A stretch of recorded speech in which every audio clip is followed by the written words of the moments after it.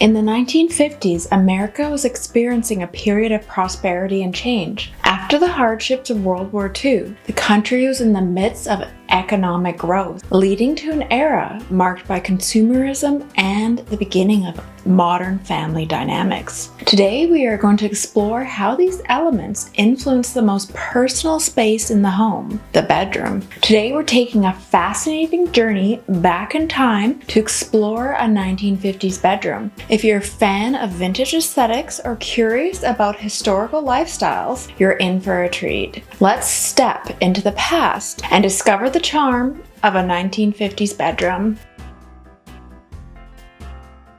Welcome to the heart of our nostalgic journey, a typical 1950s bedroom. Picture this: you open a door and step into a room washed in gentle pastel hues. The walls, adorned with floral wallpapers in soft pinks, soothing blues, and minty greens, reflect a post-war era's craving for peace and simplicity. This isn't just a backdrop, it's a canvas, showcasing the era's design sensibilities. As you move further in, the air of simple elegance is tangible. The furniture, with clean lines and often made from solid varnished wood, stands robust and stylish. A large, inviting bed dominates the space, its headboard sometimes an elaborate wrought iron or sleek wooden frame, symbolizing the room's dual function as a restful haven and a private retreat. But these bedrooms were more than just places to sleep. They were personal galleries, displays of individual style and implicity and economic status. In the 1950s, the bedroom became a more private area compared to a communal living space of the home, reflecting a family's economic stability and middle-class aspirations. The choice of a chenille bedspread, the plush area rug under the feet, even the styled ceramic lamp on the nightstand, each piece was carefully chosen to contribute to the room's overall aesthetic and comfort. Moreover, the presence of a telephone, perhaps a luxury at the time, and a small collections of books on the bedside table spoke volumes about the occupants' connection to the outside world and their intellectual pursuits. This room was a sanctuary, a place of relaxation, but also a space where the personal became subtly public through the lens of social expectations and norms. As we explore further, you'll notice every item, from the curtains draping the windows to the framed pictures on the dresser. Each item tells a story of a decade marked by rapid change, newfound prosperity, and forward-looking optimism that defined the American spirit in the 1950s.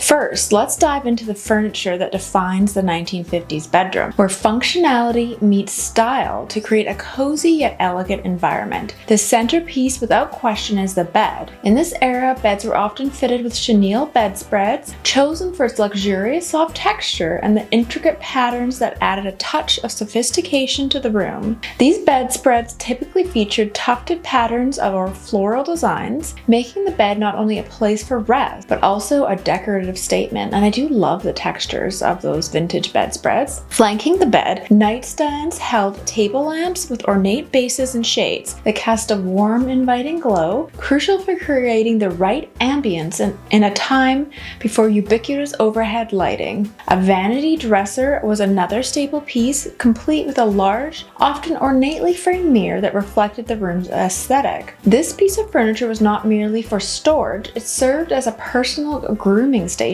On its surface, you might find an array of perfumes in cut glass bottles, a set of carefully arranged brushes, and cosmetics in retro tins and tubes, showcasing the era's glamour. Additionally, a chest of drawers was common, sometimes matching the vanity's wood finish and style to maintain a unified look. This piece was essential for storing clothing and linens, reflecting the practical aspects of a bedroom design. Another fascinating piece was the cedar chest or hope chest, placed at the foot of the bed. Used for storing items of personal and sentimental value, it also doubled as a bench, providing practical seating. Seating options often included a small upholstered armchair or a bench, which offered a place to sit and read or put on one's shoes in the morning. These pieces weren't just functional, they were integral to the bedroom's decor, often upholstered in fabrics that matched the curtains or the bedspread, reinforcing the room's cohesive aesthetic. turning our attention to the walls and floors, which played a crucial role in setting the aesthetic tone of a 1950s bedroom. Let's dive into the popular choices of the day. Wallpaper was nearly ubiquitous in bedrooms during this period, favored for its ability to instantly transform a space. The patterns range from bold florals that bloomed across the walls to geometric stripes that added a sense of order and modernity. These wallpapers were not just backdrops, they are integral parts of the room's design, reflecting the homeowner's taste and the design trends of the time. The colors of these wallpapers often lean towards vibrant contrast or pastel tones, creating a lively or soothing atmosphere. In many homes, wallpaper would also climb up to the ceiling in smaller rooms, creating a wrapped, continuous look that was both cozy and stylistically ambitious. I really do love the look of 1950s wallpaper. I think it's really pretty. On the floor, shag carpets were a popular choice. The thick, luxurious pile provided not just comfort under the foot, but also a touch of glamour, and I do love that look as well. Available in a wide array of colors, shag carpets completed the wall decor and furniture, bringing a cohesive warmth to the room. Where shag was not present, homeowners opted for pattern rugs. These rugs could be ornate, with traditional patterns that echoed the rich designs of the wallpaper, or more subdued with simple designs that added just a hint of interest without overwhelming the space. To tie everything together, curtains were meticulously chosen to either match or thoughtfully contrast with the wallpaper or bedspread. These were not merely functional drapes, but decorative elements designed to frame the windows and harmonize the room's overall decor. Made from materials like heavy velvet or light cotton for a breezier feel, the curtains reflected both seasonal needs and aesthetic choices. In addition, window treatments in the 1950s often included functional yet decorative elements like Venetian blinds or sheer drapes, providing privacy and light while contributing to the room's stylistic expression. This careful attention to walls and flooring underscores how the 1950s interiors were both thoughtfully curated to create environments that were not only stylish, but also uniquely personal retreats reflective of their occupants' tastes and lifestyles. And now let's dive deeper into the color schemes and decorative elements that define the ambience of a 1950s bedroom. In the 1950s, the color palette of a bedroom was not just about aesthetics, it was about creating a sanctuary of calm and relaxation, which is why soft pastels dominated the scene. Pinks, greens, blues, and yellows were popular choices, with each hue carefully chosen to inspire a serene atmosphere. These colors were often completed by whites and creams, providing a soft backdrop that made the room feel spacious and airy. This tranquil setting was the perfect canvas for the distinctive 1950s decor. Ceramic figurines, for instance, were a common sight on dressers and vanity tables, and I definitely have a nice collection of vintage 1950s poodles myself. These might range from delicate ballet dancers to whimsical animal shapes, reflecting personal interest or the trend of the moment. Also, framed family photos in ornate or simple frames told the story of the family's history and bonds, adding a personal touch that made each bedroom unique. I feel like 1950s bedrooms are just so glamorous compared to bedrooms nowadays. Another key element of the room's decor was the presence of a radio, typically housed in a polished wooden cabinet with fabric-covered speakers. This piece was not just a functional item for listening to music or the evening news, it was also a focal point to the room's design, reflecting the importance of technology as a part of daily life.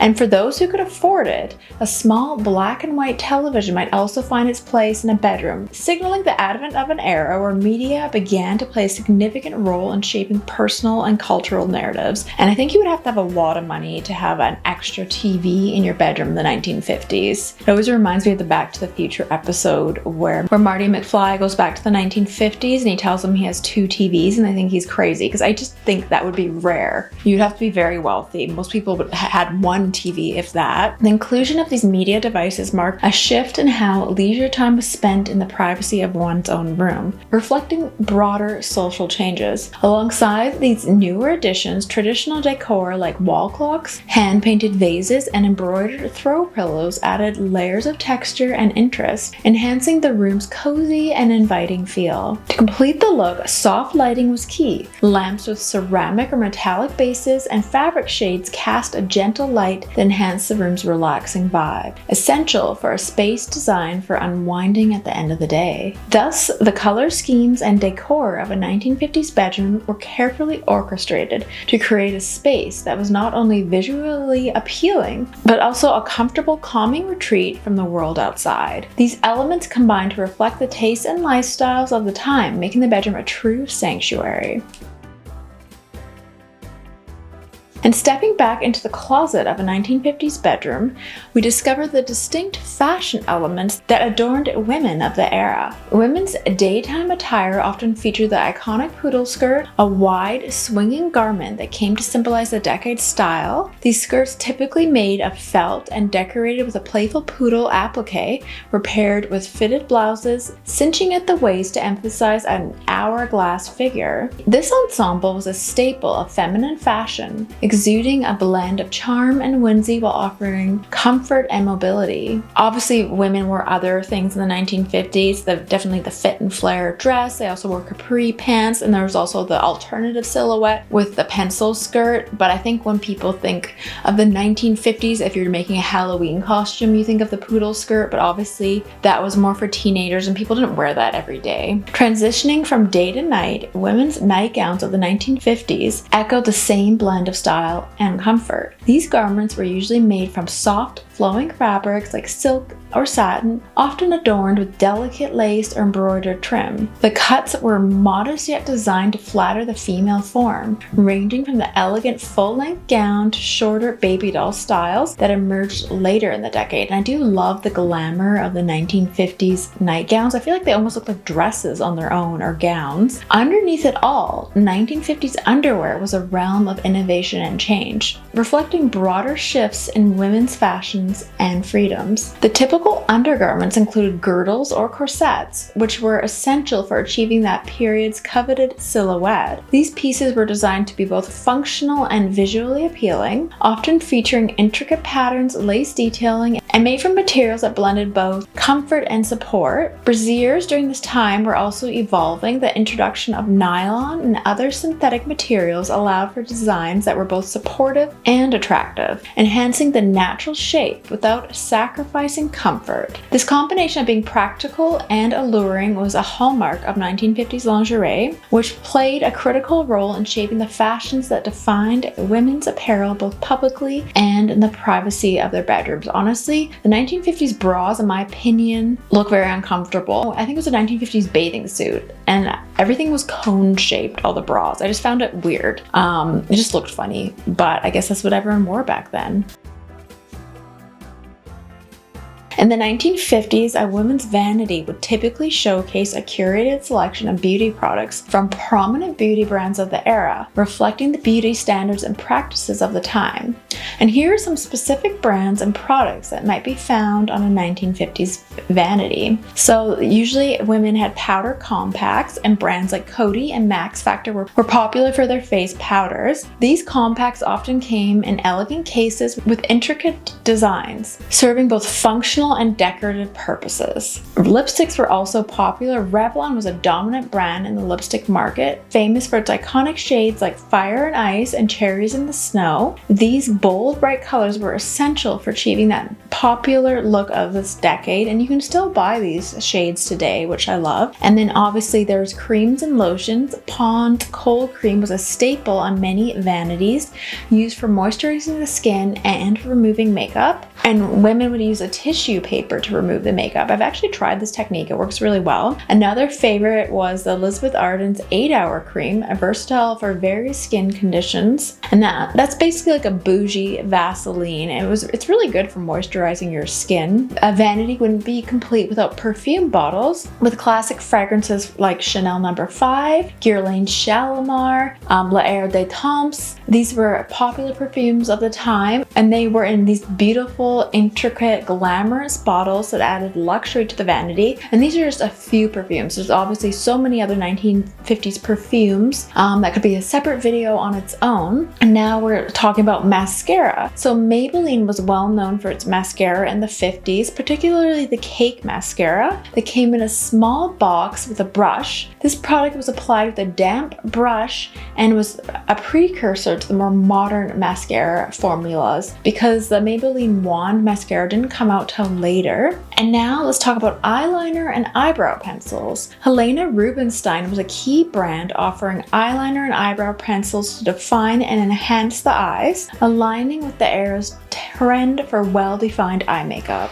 And I do love the 1950s eyeshadow colors. All the pastel colors are really nice. And when it comes to hair products for care and styling, products from brands like Brill Cream for men, and these were pomades to give that kind of greased back look. And then Alberto VO5 was popular for setting lotions and was commonly used to maintain the sculpted hairstyle of the 1950s. And for nail polish, Revlon led the nail polish market in the 1950s with coordinated shades to match their lipsticks, fostering the trend of matching lips and nails that was very fashionable in the 1950s. And facial toners were popular. Brands like Witch Hazel and Seabreeze were noted for their facial toners, which were used to cleanse and refresh the skin, tightening pores for a smooth complexion. Seabreeze really strips your skin. I've tried it. I found it a bit much for me. I know that Avon in the 50s had a lot of toners as well. And the 1950s Vanity would not be complete without the vintage hand mirror, which would be sitting on top of every vanity. There was really beautiful ones. They were silver plated or really ornate with floral embroidery. And I love the look of those 1950 hand mirrors. I have a few of them myself.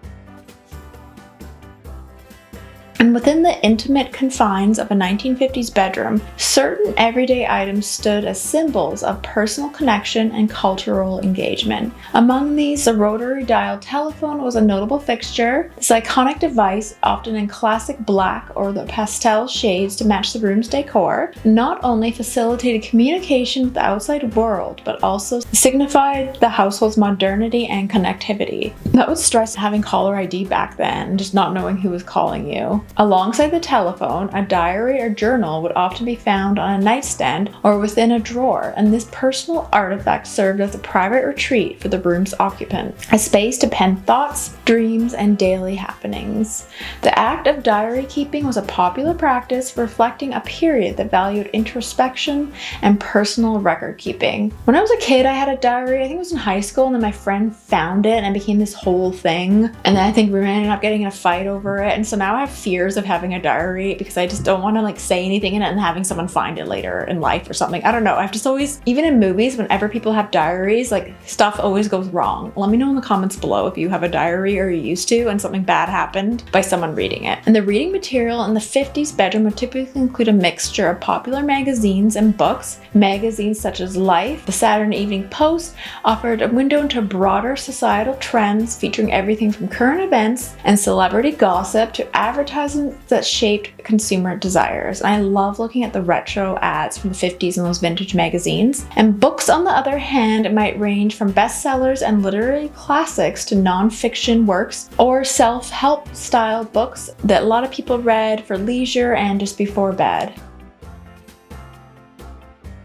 And the 1950s were a decade of dynamic cultural contrast, and nowhere were these more evident in the personal sanctuary of the bedroom. And this space often served as a microcosm of the broader societal shifts, balancing traditional values with the burgeoning influences of modern pop culture. The room could be a testament to the explosive impact of rock and roll and American youth. Elvis Presley records, perhaps displayed proudly next to a record player, signified more than just musical taste. They also symbolize a shift towards a new form of youth identity and rebellion against the conformist norms of the time. Along with these might be a movie star posters featuring icons like James Dean or Marilyn Monroe, who not only captivated audiences but also epitomized the new, more provocative modern ideals of beauty and charisma. And thank you for joining me on this nostalgic journey. If you enjoy this little sneak peek into the past, let me know in the comments below. I'm open to any decade and any other room, so let me know in the comments below. And don't forget to check out some of my other vintage videos.